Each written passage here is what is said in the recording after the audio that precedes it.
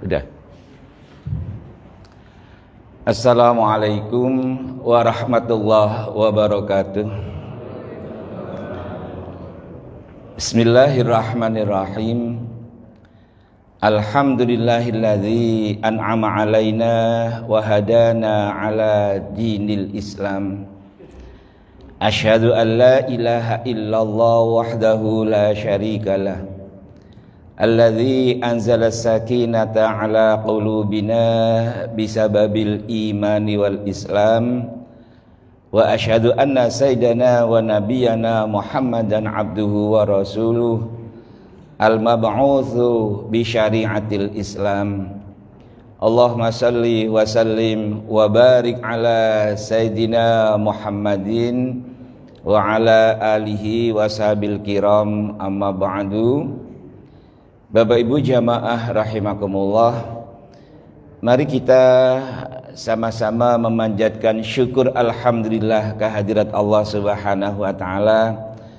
Di pagi hari ini kita masih diberikan sehat wal afiyah, diberikan panjang umur fil khairi wal barokah. Mudah-mudahan kita senantiasa dalam lindungan Allah Subhanahu wa taala. Kita dipersiapkan mendapatkan husnul khotimah. Tempat yang terakhir adalah surganya Allah Subhanahu wa taala. Amin Allahumma amin. Jamaah rahimakumullah, di pagi hari ini secara kebetulan hari Jumat kemarin kita telah berada di pertengahan bulan Sya'ban. Pertengahan itu bahasa Arabnya nisfun. Nisfu Sya'ban artinya setengah dari bulan Sya'ban. Jamaah rahimakumullah, ada satu hal yang harus kita fahami tentang permasalahan Sya'ban dan nisfu Sya'ban. Setiap kita beramaliyah tentu harus ada dasarnya, ada hujjah, ada dalil yang melandasinya. Saya awali dulu dengan bulan Sya'ban. Ada apa bulan Sya'ban? Ternyata ada salah seorang sahabat bernama Zaid, sangat mengikuti perjalanan hidup Nabi kita Muhammad sallallahu alaihi wasallam. Lalu Zaid bertanya, "Ya Rasul, saya tidak melihat engkau di bulan-bulan yang lain sesibuk di bulan Sya'ban dalam hal melaksanakan puasa sunnah." Apa jawab Nabi? "Huwa syahrun." Bulan Sya'ban itu adalah baina Rajab wa Ramadan. Letaknya antara bulan Rajab dan bulan Ramadan. Yang harus kita garis bawahi di sini jamaah rahimakumullah, yaghfulun nas. Banyak orang Islam yang melupakan tentang masalah bulan Sya'ban. Kenapa? Kata Nabi, fihi turfa'ul a'mal. Di bulan Sya'ban ini seluruh amaliyah kita dilaporkan ila Rabbil Izzah. Sebetulnya Allah sudah tahu tentang amal kita. Cuman inilah yang disabdakan oleh Nabi, ada pelaporan. Lalu kata Nabi, ini uhibbu an turfa'a amali wa ana shaimun. Aku demen banget ketika amalku dilaporkan ke hadirat Allah, aku dalam keadaan berpuasa. Oleh karena itu Nabi puasanya dari tanggal 1 Sya'ban hingga akhir Sya'ban, disusul 1 Ramadan hingga akhir Ramadan, berarti 2 bulan berturut-turut. Kira-kira ada enggak yang mengikuti sunnah Nabi ini? Ada enggak? Kira-kira bisa enggak kita mulai ini dari masjid kita? Yuk kita ikut sunnah Nabi. Di bidang apa? Puasa sunnah dan puasa Ramadan, yaitu pada tanggal 1 Sya'ban hingga akhir Sya'ban. Tertarik enggak? Kok nggak ada yang jawab? Gak ada yang tertarik? Bapak Ibu rahimakumullah. Namun ada satu pemahaman, ada peringatan dari Nabi. Itu sebetulnya bukan peringatan, hanya memberikan satu pemahaman. Kata Nabi begini, idza ja'an nisfu min Sya'ban, kalau sudah berada di nisfu Sya'ban, la siyamalah, tidak ada puasa sunnah. Kenapa saya ingin menjelaskan ini? Ada seseorang yang menyampaikan tausiahnya, kita dilarang berpuasa ketika sudah berada di nisfu Sya'ban. Hadis ini tidak mengatakan idza ja'an nisfu min Sya'ban la tasumu. Bukan begitu. Kalau sudah berada di nisfu Sya'ban, kalian jangan berpuasa. Tidak begitu. Tapi la siyamalah, tidak ada pelaksanaan puasa sunnah. Mengapa hal ini perlu saya sampaikan jamaah rahimakumullah? Karena ada hadis yang berkenaan juga tentang masalah nisfu Sya'ban, bisa dibaca di dalam kitab Sunan Ibnu Majah. Hadisnya an Aliin karramallahu wajhah. Apa kata Nabi? Kata Ali, qala Rasulullah sallallahu alaihi wasallam, Nabi bersabda, idza ja'at lailatun nisfi min Sya'ban, kalau sudah datang malam nisfu Sya'ban. Kemarin hari apa Bapak Ibu? Malam nisfu Sya'ban. Malam Jumu'ah. Apa yang kita laksanakan? Ada pelaksanaan nggak di sini? Baca Yasin. Berapa kali? 3 kali. Siapa yang nyuruh? Saya bertanya, siapa yang nyuruh? Apakah ada Nabi menyuruh baca surah Yasin? Lah bagaimana ini? Ada enggak hadis yang menyuruh pada malam nisfu Sya'ban membaca surah Yasin? Terus ternyata malam Jumat kemarin jamaah masjid sini rame-rame membaca surah Yasin. Saya tanya, ada perintah dari Nabi enggak? Jawabannya tidak ada.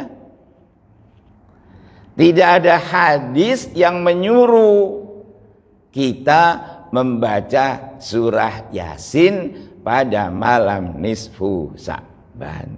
Kaget kan? Gak usah deg-degan, kita analisa aja dulu. Kata hadis Nabi ini, jamaah rahimakumullah, faqumu lailaha,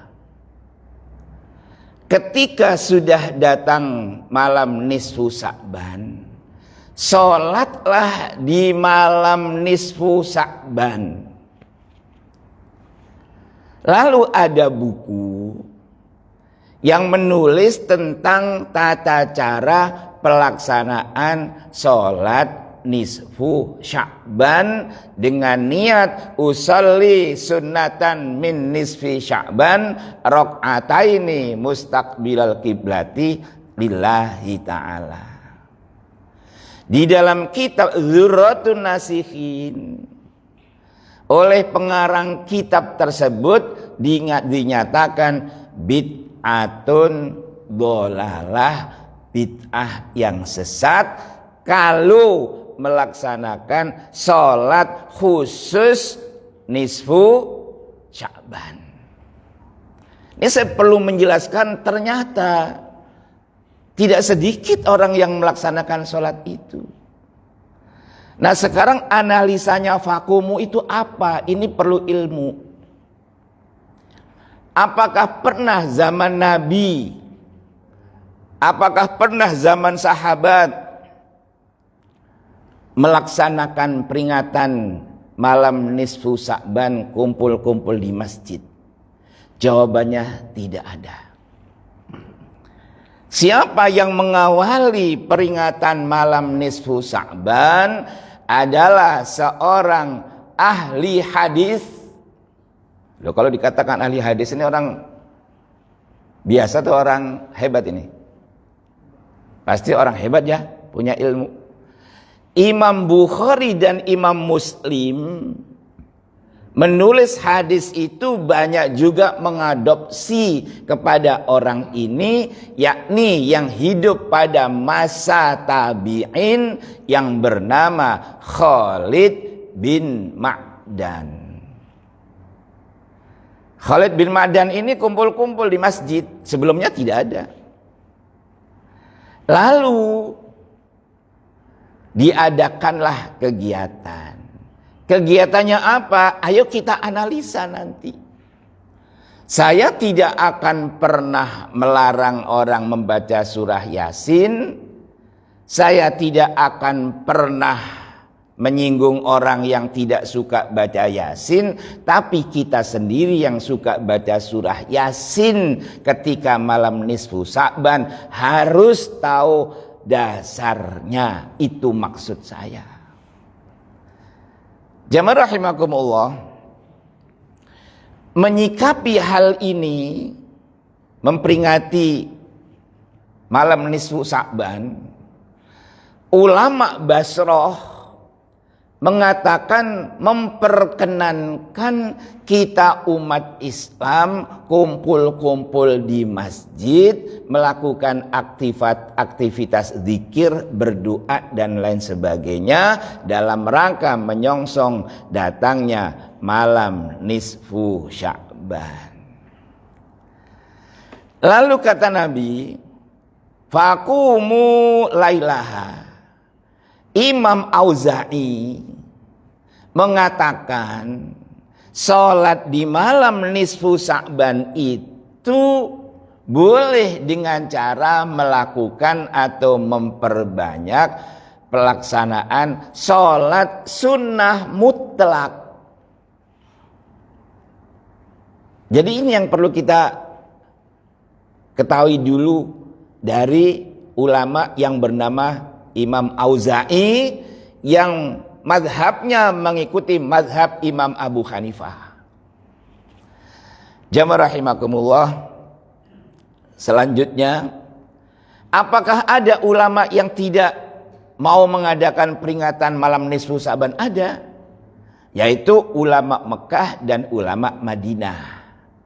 Mereka mengatakan menyambut malam nisfu Sya'ban dengan aktivitas lazimnya yang kita laksanakan adalah perbuatan bid'ah.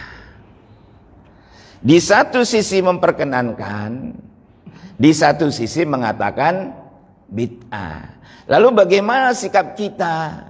Kita lihat dulu status hadis. Apakah kedudukan hadis yang berbicara tentang masalah malam nisfu Sya'ban itu validitasnya sejauh mana? Sebahagian hadisnya dhaif, ada juga hadisnya yang sahih. Kalau dibilang sebahagian, kira-kira 1, 2, 3 atau banyak? Sedikit atau banyak? Sebahagian. Kalau umpamanya ada 1000, sebahagian itu kira-kira berapa? Boleh jadi 100, 200, 300 kan? Oke, banyak. Nah, sekarang bagaimana kajian menurut ulama hadis? Kalau ada hadis berstatus dhaif, kemudian membicarakan satu masalah, dan hadis ini ternyata banyak, maka statusnya berubah menjadi hasan li ghairihi. Karena dari dhaif menjadi hasan, dengan demikian hadis tersebut bisa digunakan sebagai hujjah atau dalil. Kalau begitu memperingati malam nisfu Sa'ban boleh apa tidak? Lihat status hadis tadi, boleh apa tidak? Boleh. Ada hujahnya, yaitu dalilnya, status hadisnya hasan li ghairihi. Apa hadis kata Nabi tadi itu? Wasumu naharoha. Puasalah kalian pada siang harinya di nisfu Sa'ban. Hadis yang pertama mengatakan la siyamalah, hadis yang kedua fasumu naharoha, puasalah di nisfu Sa'ban. Ini bertentangan apa tidak? Tidak bertentangan. Artinya apa? Yang pertama, bagi orang yang tidak terbiasa puasa sunnah, taruhlah puasa Senin Kamis, maka kalau sudah berada di nisfu Sa'ban, tidak perlu melaksanakan puasa sunnah bagi yang tidak terbiasa. Sekarang hari Sabtu, Ahad, Senin, ini sudah berada di nisfu Sa'ban. Perlu puasa Senin enggak? Perlu puasa Senin enggak? Nah, bagaimana? Yang tidak terbiasa puasa Senin Kamis, tidak terbiasa melaksanakan puasa sunnah, hari Senin akan datang nih, tidak usah berpuasa. Lalu menyikapi hadis fasumu naharoha, bagi yang terbiasa puasa Senin Kamis atau puasa Yaumul Bid, ini kan sudah akhir Yaumul Bid kan, yang terbiasa, puasalah. Kenapa hadis yang pertama itu sebagai dasar bagi orang yang tidak terbiasa? Hadis yang ini yang terbiasa puasa sunnah lanjut. Kenapa Nabi tidak mengatakan la siyamalah tadi itu? Supaya mempersiapkan diri menghadapi satu Ramadan. Orang yang terbiasa puasa sunnah terus berhenti dari puasa sunnah, enak gak kira-kira? Enak gak kira-kira? Gak enak. Biasa aktivitas, ternyata libur setengah bulan, enak gak kira-kira? Gak enak. Maka karena itu ulama fikih mengatakan dari hadis ini, dari siapa yang terbiasa melaksanakan puasa sunnah ketika sudah berada nisfu Sa'ban, tidak ada masalah berpuasa. Tuh kan enak. Itu. Pada malam nisfu Sa'ban itu, fa innallaha yanzilu fiha li ghurubi syamsi. Pada saat tenggelamnya matahari, Allah itu turun ila sama'id dunya. Jangan kita menggambarkan ada sosok Tuhan turun dari langit, jangan. Yang dimaksudkan fa innallaha yanzilu, Allah itu menurunkan. Apakah itu maghfirahnya? Apakah itu rahmatnya, apakah itu kebaikannya pada malam nisfu Sya'ban? Kira-kira perlu kita sambut nggak? Kok nggak ada yang jawab? Perlu nggak? Sekarang minyak goreng langka nih, kan begitu kan? Mahal. Masjid Al-Barkah mengadakan pembagian minyak goreng gratis. Kira-kira yang dapat bagian minyak goreng siapa? Siapa kira-kira? Yang antri, kan gitu kan? Yang mau datang, yang mau ngantri, dapatlah jatah minyak goreng. Pada malam nisfu Sya'ban Allah bagi-bagi tuh. Bagi-bagi maghfirah, bagi rahmat, bagi kebaikan. Siapa yang dapat? Yang mau menyambut. Lalu Allah berfirman dalam hadis ini, ala mim mustaghfirin li fa'aghfirulah. Ayo, siapa manusia di antara kalian yang butuh ampunanku, maka aku akan memberikan ampunannya. Kalau begitu, pas pada malam nisfu Sya'ban, apa yang harus kita lakukan sesuai dengan hadis tadi itu, Bapak Ibu? Apa kira-kira? Lakukanlah aktivitas yang sekiranya menghadirkan maghfirah. Contohnya apa? Istighfar. Kan gitu kan? Kata Nabi, kullu da'in dawaun. Setiap penyakit ada obatnya. Wa dawa'ul dzunub al-istighfaru. Obat daripada penyakit dosa adalah istighfar. Maka pada malam nisfu Sya'ban kencengin tuh istighfarnya. Kumpul-kumpul di masjid, cakep. Kenapa? Kata Nabi, alaikum bil jamaah. Cobalah kalian tuh membentuk sebuah jamaah. Zikir sendirian 1 jam kuat apa tidak? Belum tentu. Tapi kalau zikir rame-rame kira-kira kuat nggak? Enjoy nggak? Enjoy. Karena itulah yuk kumpul di masjid bareng-bareng, bersimpu menghadap ke Allah untuk memohon ampunannya, memperbanyak bacaan istighfar. Itu yang pertama. Apalagi aktivitas yang sekiranya mengundang maghfirah. Kata Nabi, ma min rajulin yaznibu dzamban. Tidak ada seseorang yang mempunyai dosa. Fayaqumu, lalu ia bangkit. Fayatatoharu, lalu ia bersuci. Fayusalli, lalu ia sholat. Rok'ataini au arba'an, apakah itu 2 rakaat atau 4 rakaat. Makrunatan au ghairu makrunatin, apakah dilakukan beriringan dengan sholat fardu atau di luar sholat fardu. Arti beriringan itu boleh jadi sebelum sholat fardu atau sesudah sholat fardu, atau sebelum sholat tahajud, atau di siang hari sebelum waktu duha. Itu ghairu makrunah. Illa ghufirolah, Allah akan ampuni.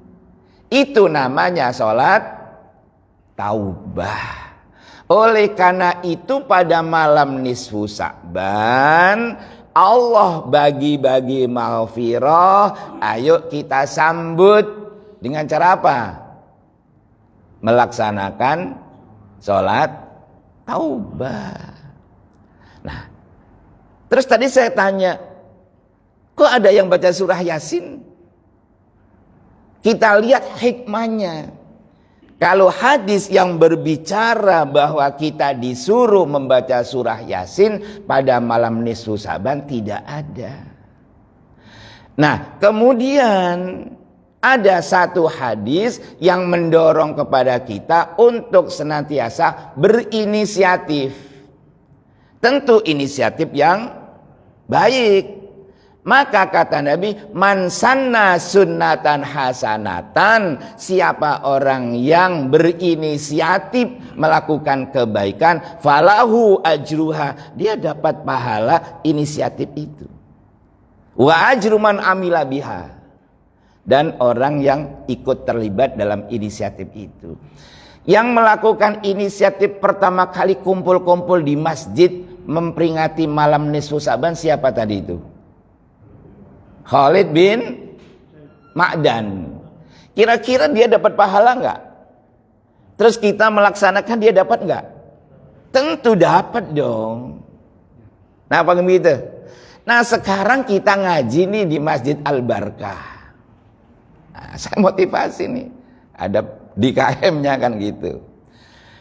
Ayo kita melihat hadis Nabi ini, lalu bikinlah sebuah buku panduan. Pada malam nisfu Sa'ban, yuk jamaah Masjid Al-Barkah Anggrek Loka mengadakan acara zikir bersama. Kapan waktunya? Tidak harus sesudah sholat maghrib, karena waktunya itu li ghurubi syamsi hatta yatlu al-fajru, hingga sebelum datangnya waktu sholat subuh. Ibaratnya habis sholat isya kumpul-kumpul bikin panduan. Apa panduannya? Berzikir bersama. Apa yang dibaca? Istighfar. Lalu apa lagi? Sholat taubah. Atau didahului sholat taubah terlebih dahulu, lalu beristighfar, lalu baca surah Yasin. Apa dasarnya?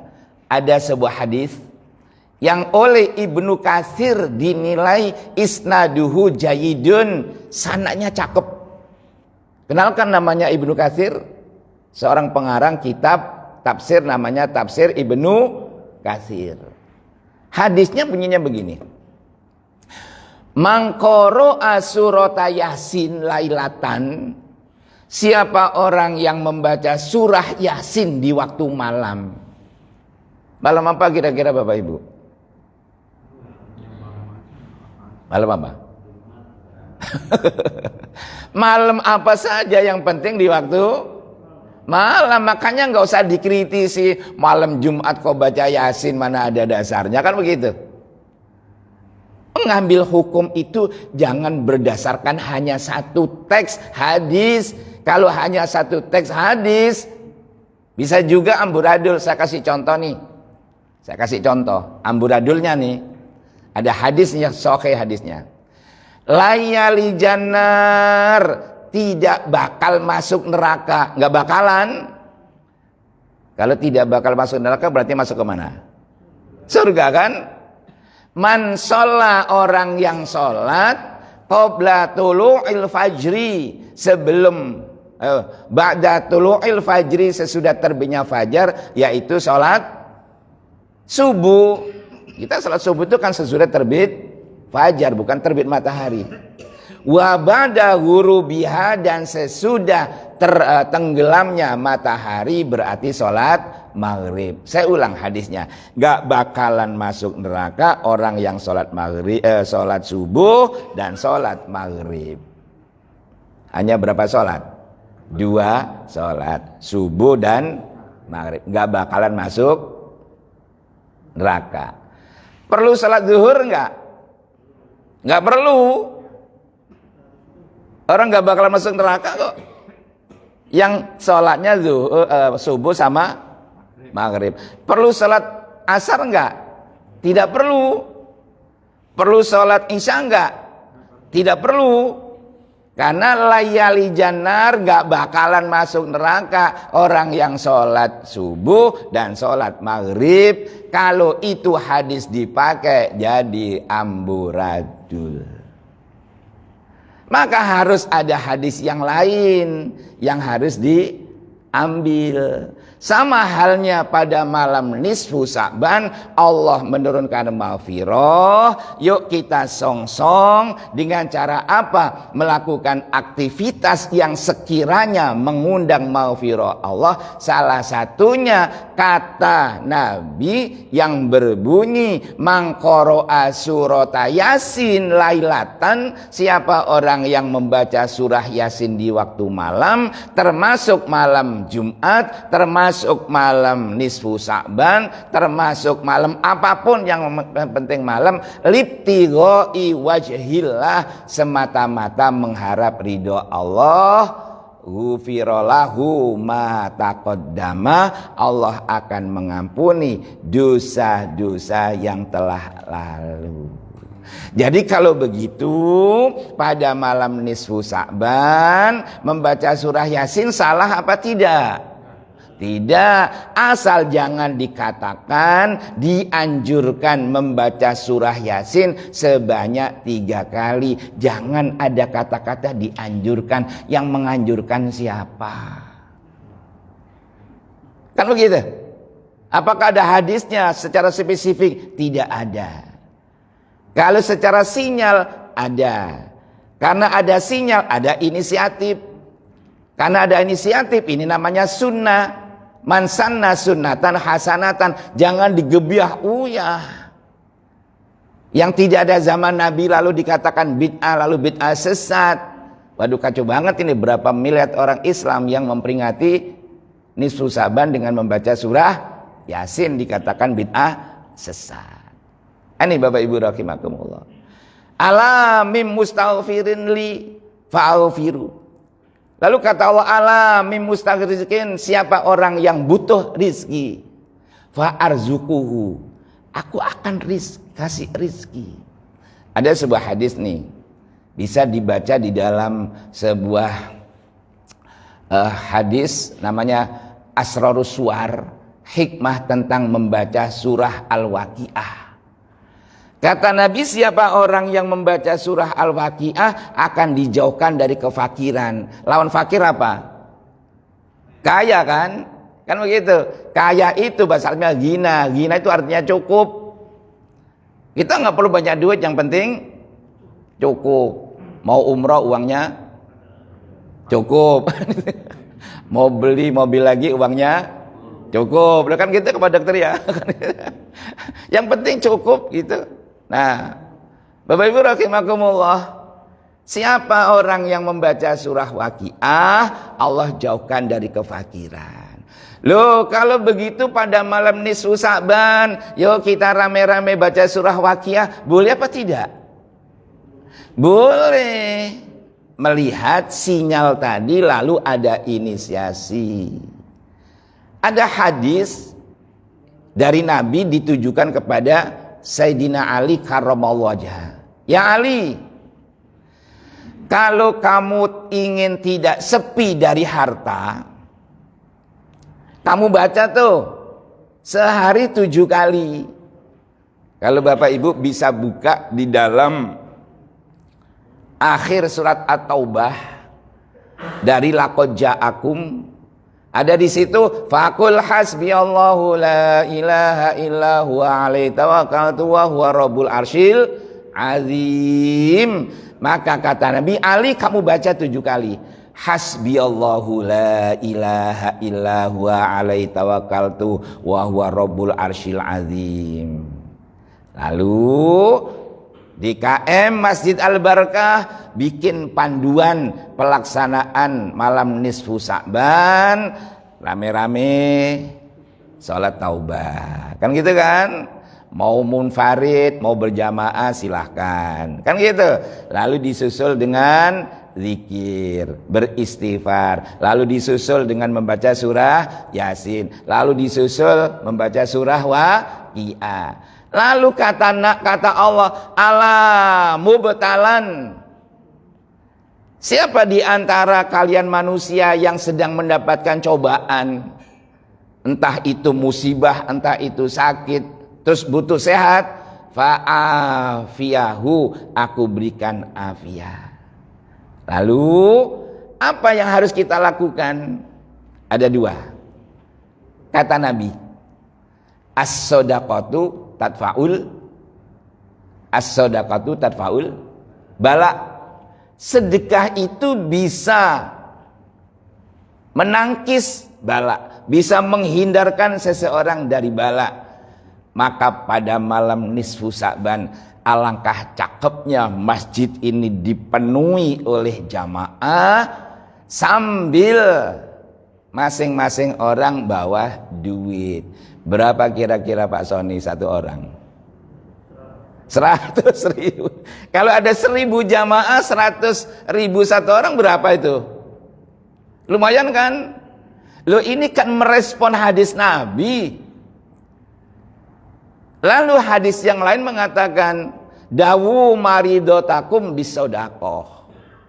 Kalau ada di antara kita yang sakit, dokter tentu harus menjadi faktor utama.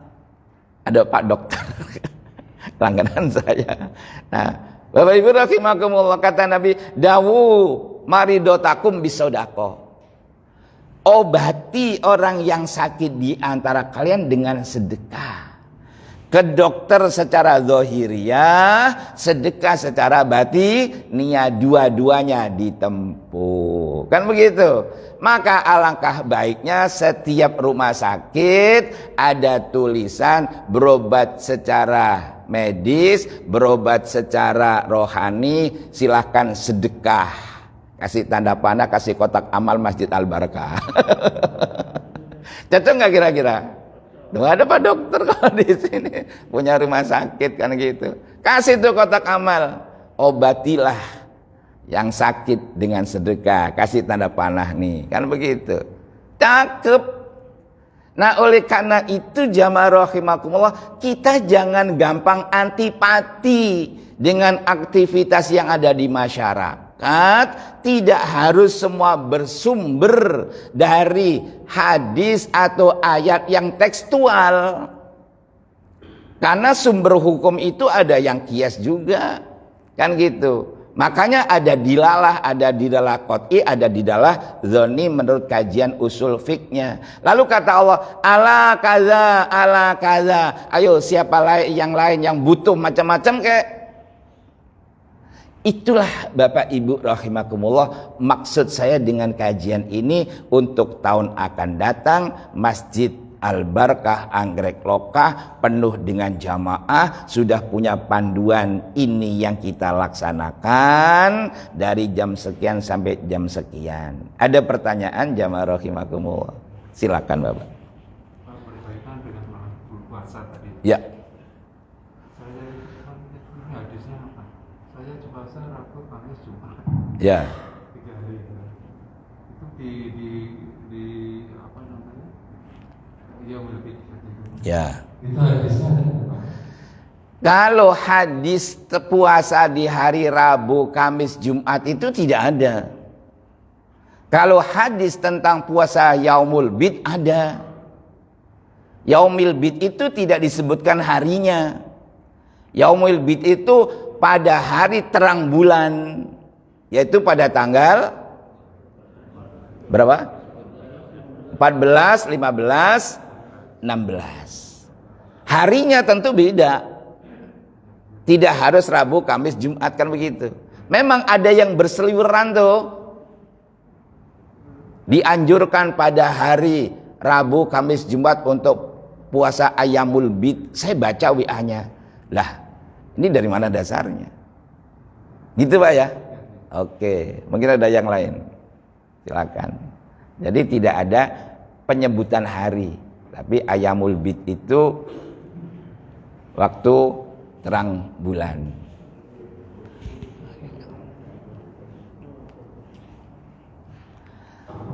Oke, kalau tidak ada saya tambah satu hadis. Hadisnya ini bermuara dari Sayyidatuna Ibunda Aisyah radhiyallahu anha. Pada suatu malam, ternyata itu malam nisfu Sa'ban, Sayyidatuna Ibunda Aisyah kehilangan jejak Nabi. Kemana nih orang? Gak ada di rumah. Akhirnya Ibunda Aisyah keluar nengok ke sebelah kiri.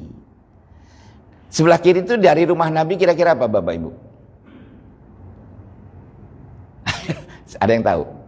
Nabi keluar rumah, sebelah kiri ada apa? Ada kuburan baki. Ada kuburan baki. Sayyidatuna Ibunda Aisyah lihat, loh, Nabi ada di kuburan. Malam-malam tuh datanglah Sayyidatuna Ibunda Aisyah. Nabi lihat, oleh Nabi ditegur, ibarat bahasa saya istriku, ngapa sih kamu kemari? Apa kamu nggak khawatir kalau Allah dan Rasulnya itu nggak suka? Bahasa saya tuh. Apa kata Sayyidatuna Ibunda Aisyah? Ya Rasul, inni dzonantu annaka ya'ti ba'da nisa'ik. Saya kira engkau tadi itu berangkat gilir ke istri satunya. Saya pikir Nabi di kuburan itu menengadahkan tangannya sambil melihat ke atas. Nabi berdoa. Kalau Nabi berdoa di kuburan kira-kira untuk siapa? Untuk ahli kubur. Mungkin gak ada orang butuh rezeki berdoanya di kuburan? Kan gak mungkin kan? Nah, berarti Nabi berdoa untuk ahli kubur. Lalu Nabi bersabda, Innallaha yanzilu, karena itu malam nisfu Sa'ban, Allah itu turun ila jami khalqihi, menemui makhluknya. Untuk apa? Untuk memberikan ampunan, kecuali dua komponen. Orang yang menyekutukan Allah dan orang yang berseteru musyahin. Sholat tetap rajin. Ada masalah ke bah dukun, ke orang pinter, ke paranormal. Kira-kira perbuatan syirik enggak ini? Percaya ke dukun? Syirik. Oleh karena itu jamaah rahimakumullah, ketika malam nisfu Sa'ban, maghfirah Allah teramat luar biasa. Ada dua yang tidak mendapatkan keistimewaan, orang yang menyekutukan Allah dan orang apalagi masih bau kerabat, berseteru, bertengkar, tidak tegur sapa. Kalau memang demikian, berarti orang yang tahu hadis ini tidak perlu membentuk perseteruan di antara sesama saudara atau sesama muslim, lebih-lebih pada malam nisfu Sa'ban. Demikian Bapak Ibu rahimakumullah apa yang bisa saya sampaikan. Kalau tidak ada pertanyaan lagi, saya tutup dengan doa. A'udzubillahi minasyaitonirrajim. Bismillahirrahmanirrahim. Alhamdulillahirabbil alamin, hamdan na'imin hamdan syakirin, hamdan yuafi ni'amahu wa yukafi'u mazida. Ya Rabbana lakal hamdu kama yanbaghi li jalmi sultanik. Allahumma salli ala sayyidina Muhammadin wa ala alihi wasallam. Alhamdulillahi rabbil alamin. Ya Hannan ya Mannan ya Badi'as samawati wal ard ya dzal jalali ikram ya Hayyu ya Qayyum bi rahmatika nastaghitsu. Allahumma ighfir lana dzunubana wa li walidina warhamhum kama rabbana shighara. Allahumma inna nas'aluka afa wal afiyata wal mu'afata daima fid dini wad dunya wal akhirah, innaka ala kulli syai'in qadir. Rabbana dzalamna anfusana dzulman katsiran fa innahu la yaghfiru dzunuba illa anta faghfir lana maghfiratan min indika ya Allah warhamna innaka anta arhamur rahimin. Allahumma atina ma ataita ibadaka salihin. Allahumma atina fid dunya hasanah wa fil akhirati hasanah wa qina adzabannar wa adkhilnal jannata ma'al abrar ya aziz ya ghafar ya rabbal alamin. Wa sallallahu ala sayyidina Muhammadin wa ala alihi wasallam. Alhamdulillahi rabbil alamin. Kita tutup bersama dengan membaca subhanakallahumma rabbana wa bihamdika asyhadu an la ilaha illa anta astaghfiruka wa atubu ilaik. Kurang lebihnya mohon maaf. Assalamualaikum warahmatullahi wabarakatuh.